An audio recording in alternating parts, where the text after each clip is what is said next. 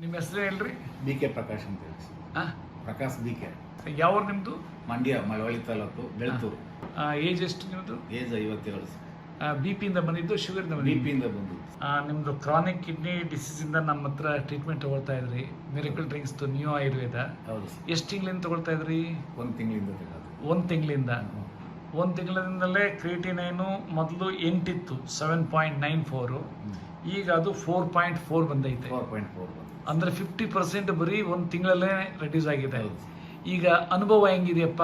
ಮೊದಲು ಹೆಂಗಿತ್ತು, ನೀವು ಡಯಾಲಿಸಿಸ್ ಮಾಡಿಸ್ಕೊಂಡು ಇಷ್ಟಿರೋ ಹೊತ್ತಲ್ಲಿ ಇವಾಗ ಹಿಂಗೆ ಅನುಭವ ಇದೆ? ಶರೀರದ ಬಗ್ಗೆ ಹೇಳ್ರಿ. ಕಿಡ್ನಿ ಪೇಷಂಟ್ ಅವು ಮೊದಲೇ ಯಾವ ಆರಾಮಾಗಿರ್ತಿದ್ನೋ ಇದು ಈಗಲೂ ಕೂಡ ಅದೇ ಥರ ಆರಾಮಾಗಿದ್ದೀನಿ. ಅಷ್ಟು ಚೆನ್ನಾಗಾದ್ರಿ ಬರೀ 1 ತಿಂಗಳಲ್ಲೇ? ಹೌದು.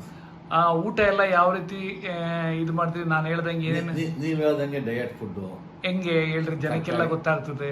ತರಕಾರಿ ಜ್ಯೂಸು, ಆಮೇಲೆ ಫ್ರೂಟ್ ಜ್ಯೂಸು, ಫ್ರೂಟು, ಆಮೇಲೆ ಅಗಸೆ ಮಜ್ಜಿಗೆ, ಆಮೇಲೆ ರೈಸ್ ಕಡಿಮೆ, ತರಕಾರಿ ಜಾಸ್ತಿ, ಉಪ್ಪು ಹುಳಿ ಖಾರ ಕಮ್ಮಿ, ಆಮೇಲೆ ಸೊಪ್ಪಿನ ಪಲ್ಯ ಎಲ್ಲ ಚೆನ್ನಾಗಿ ತಿಂತಾ ಇದ್ರಿ. ಆಮೇಲೆ ಇದು ವೆಜಿಟಬಲ್ ಜ್ಯೂಸ್ ತಗೊಂಡಿದ್ರಾ? ವೆಜಿಟಬಲ್ ಜ್ಯೂಸು ಮಾಡ್ಕೊತೀವಿ. Very good. ರಾ ವೆಜಿಟಬಲ್ ಹಸಿ ಜ್ಯೂಸ್, ಹಸಿ ತರಕಾರಿ ಜ್ಯೂಸ್. ಎಷ್ಟು ತಗೊಳ್ತಾ ಇದ್ರಿ ಅದು? ದಿನಕ್ಕೆ 2 ಸರಿ. ದಿನಕ್ಕೆ 2 ಸರಿ. ಭಾರಿ ಖುಷಿ ಆಯ್ತಪ್ಪ. ಆಮೇಲೆ ಯೂರಿನ್ ಫ್ಲೋ ಹೆಂಗೆ ಜಾಸ್ತಿ ಆಗಿದೆ? ಮೊದಲು ಏನು ವ್ಯತ್ಯಾಸ ಇಲ್ಲ. ಹಿಂದೆ ನಾನು ಚೆನ್ನಾಗಿದ್ದಾಗ ಯಾಕೆ ಹಂಗೆ ಬಂತು.